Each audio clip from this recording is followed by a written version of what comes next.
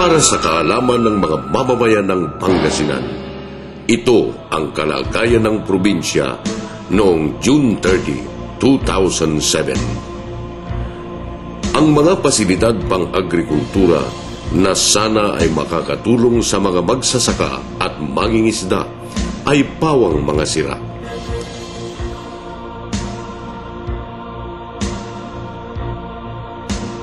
Ang mga tanggapan sa Capitol Complex ay hindi man lang makapagbigay ng inspirasyon para sa magandang serbisyo.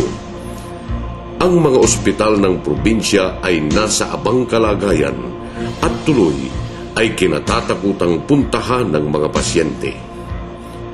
Nasaan na nga ba ang sinasabing pagmamahal sa mga mahihirap, sa mga may sakit, at sa mga magsasaka? Nakakahiya na